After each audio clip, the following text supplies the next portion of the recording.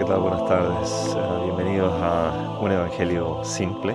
Estamos tocando la segunda epístola del apóstol Pablo a los tesalonicenses. Es una iglesia que ha sufrido, la iglesia de los tesalonicenses, en el tiempo de Pablo.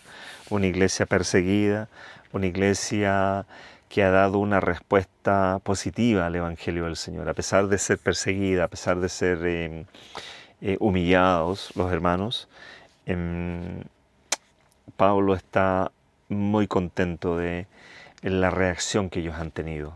Aún así, hay algunas cosas que decirle a esta iglesia, lo vamos a ver en el capítulo 2, pero en el capítulo 1 él está muy gozoso de que ellos sean o se hayan comportado de la manera en que se han comportado a pesar de todos los sufrimientos que han tenido que pasar. Dice... debemos siempre dar gracias a Dios, el versículo 3. En la segunda epístola a los tesalonicenses, el capítulo 1, el versículo 3 dice lo siguiente: debemos siempre dar gracias a Dios de vosotros, hermanos, como es digno, por cuanto vuestra fe va creciendo y el amor de cada uno de todos vosotros abunda en vosotros. Tanto dice el versículo 4 que nosotros mismos nos gloriamos de vosotros en las iglesias de Dios, de vuestra paciencia y fe en todas vuestras persecuciones y tribulaciones que sufrís. Esta iglesia era una iglesia ejemplo para Pablo. Y Pablo, donde quiera que fuera, él siempre hablaba de la iglesia de Tesalónica, que ellos han sido hermanos que a pesar de las persecuciones, a pesar de las tribulaciones que han sufrido, ellos sigue creciendo el amor de Cristo en ellos. Y ellos han sido buenos testimonios también para la conversión de otros hermanos en esa área. El versículo 1 entonces, ¿no es cierto?, habla de lo doloroso de los tesalonicenses, pero habla del amor que Pablo le tiene a esta iglesia por la respuesta que ha tenido al Evangelio. El Evangelio que, ya sea por haberlo comprendido a través de las palabras de Pablo por sus cartas, o la hayan estudiado de los libros antiguos, él dice que está contento por lo que ha ocurrido. Pero hay algo que le concierne, hay algo que está preocupado. Y está preocupado de que en su primera carta quizás fue un poco mal interpretada por algunos hermanos, y han llegado otros con algunas teorías, ¿no es cierto?, de que el tiempo de Cristo está encima, de que el tiempo de Jesús se nos viene encima, y empezaron quizás a poner fechas. Por eso es que Pablo es bien directo al dar esta recomendación. Leamos el capítulo 2, el verso 1. Dice lo siguiente: empero, os rogamos, hermanos, cuanto a la venida de nuestro Señor Jesucristo y nuestro recogimiento a Él, que no os mováis, el versículo 2, fácilmente de vuestros sentimientos, ni os conturbéis ni por espíritu, ni por palabra, ni por carta, como si fuera nuestra. Aparentemente hubieron cartas que vinieron mencionando algunas cosas que Pablo parece que fue que las dijo, y nos acordamos que Pablo dijo esto, y por eso es que ellos empezaron, ¿no es cierto?, algunos empezaron a poner ideas erróneas en la mente de los hermanos, como que Cristo estaba muy cerca por venir. Dice ahí precisamente el versículo al final, el versículo 2 dice, como que el día del Señor está cerca. No os engañe nadie en ninguna manera, porque no vendrá sin que venga antes la apostasía y se manifieste el hombre de pecado y el hijo de perdición. Es decir, eso todavía no había ocurrido. Estaba empezando a moverse en la iglesia el misterio de la iniquidad, le llama él. Es decir, el pecado empezó a entrar a la iglesia.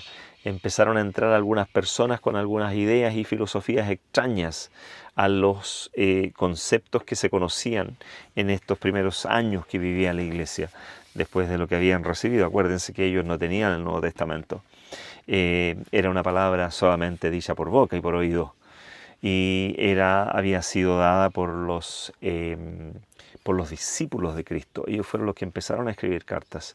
Se escribieron algunos manuscritos que no llegaron a nuestras manos, pero en el caso de Lucas, por ejemplo, él hizo una investigación profunda para poder conocer la historia verdadera y para hacer, ¿no es cierto?, estas cartas para aprovecharlas de llevar a las iglesias para que conocieran lo que había realmente pasado en los tiempos de Jesús y cuál era el evangelio que Jesús había traído. Pero aún así, ¿no es cierto?, con esa poca quizás información, aunque habiendo judíos dentro de la iglesia, ellos se encargaban de traer todo el conocimiento del Antiguo Testamento, que era, ¿no es cierto?, lo que ellos, las bases religiosas que ellos tenían. Que por supuesto están muy entrelazadas con, con las escrituras del Nuevo Testamento. Es decir, el Antiguo Testamento no está separado del Nuevo Testamento. Es una correlación después del mismo principio de redención que Dios trae desde el principio, mostrando experiencias de los pueblos Israel, de Judá, después que ellos se convirtieron en el pueblo de Dios. Pasaron por muchas experiencias y esas experiencias son para nosotros. Por eso es que ellos trajeron todo este conocimiento. Pero el nuevo conocimiento había sido adosado a medida que los libros empezaron a escribir, Mateo, Marcos, Lucas empezaron a escribir, los libros empezaron a correr en las iglesias, eran pergaminos. Pero también empezaron a entrar filosofías extrañas. Y una de esas filosofías era de que en el nombre de Pablo algunos escribieron algunos manuscritos para hacer entender de que Cristo estaba muy cerca. Pero Pablo viene diciendo algo que todavía no ocurre. Dice que debe manifestarse una apostasía. Y se va a manifestar a través de un hombre de pecado. El hijo de perdición. El número 4. Y ya con esto lo declara firmemente. ¿Quién es?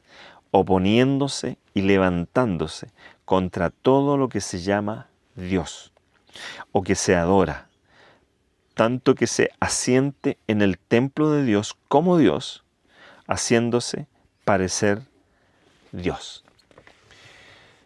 Entonces con esto ya se acaba esa idea de que Cristo está muy cerca por venir, porque este acontecimiento no ha llegado todavía. Este acontecimiento empieza a suceder por el año 300, 350, donde la iglesia se empieza a desviar y empieza a absorber parte del paganismo dentro de sus ritos religiosos.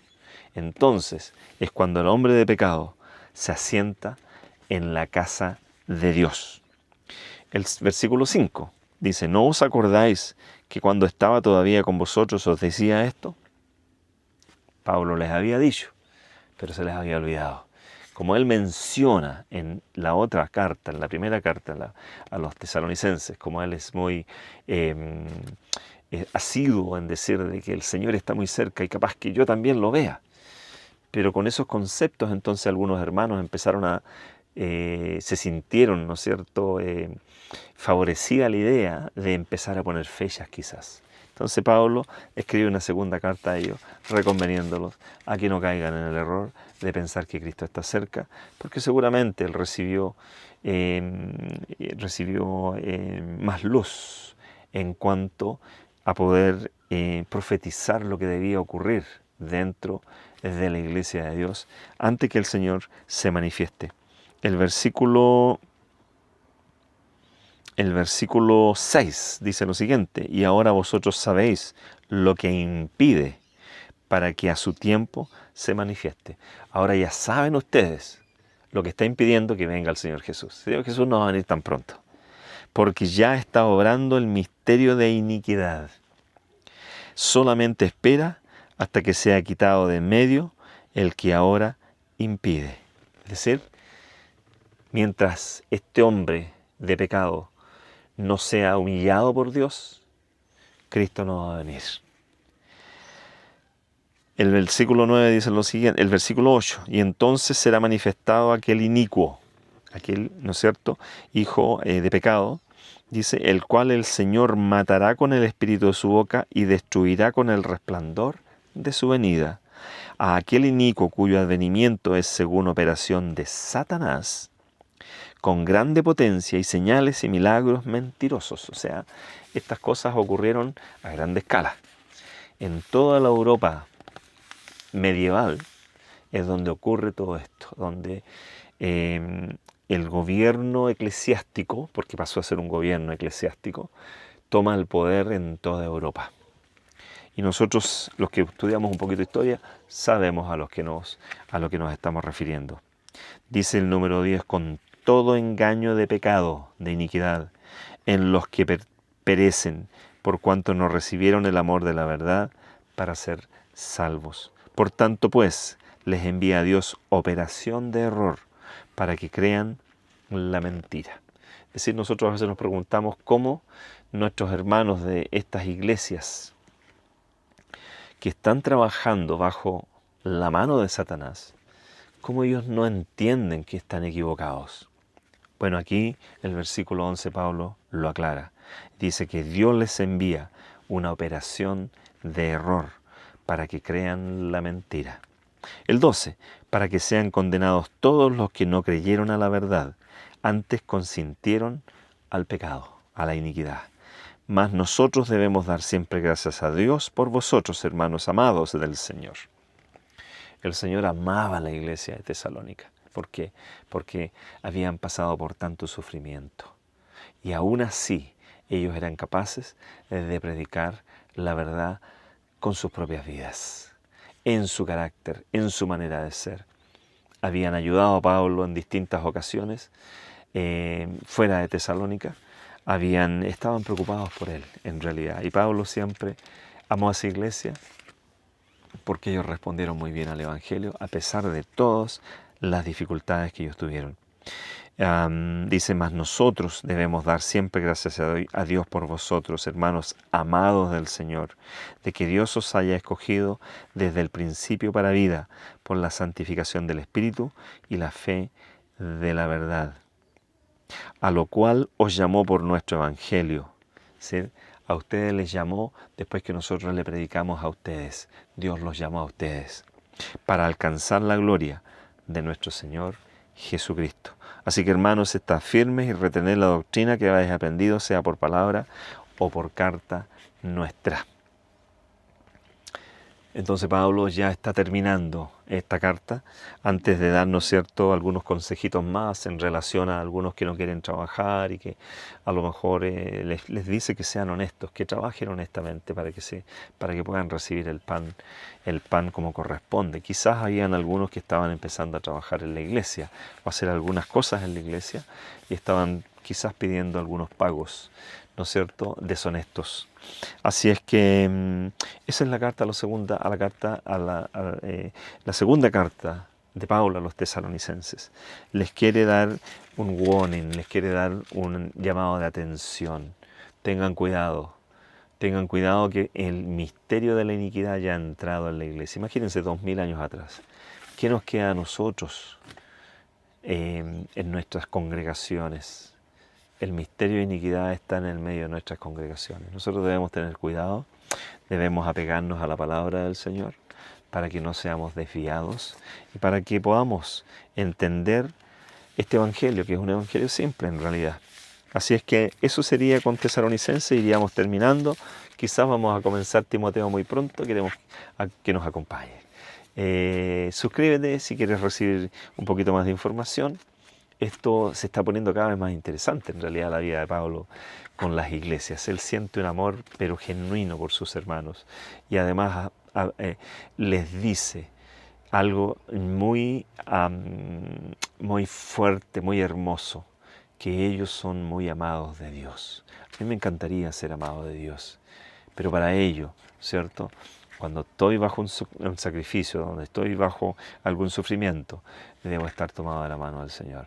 A ti que tienes problemas, tómate de la mano del Señor, que es el momento oportuno para que el Señor te escuche. Que Dios te bendiga. Nos vemos en el próximo capítulo. Que estés bien. Adiós. Bye.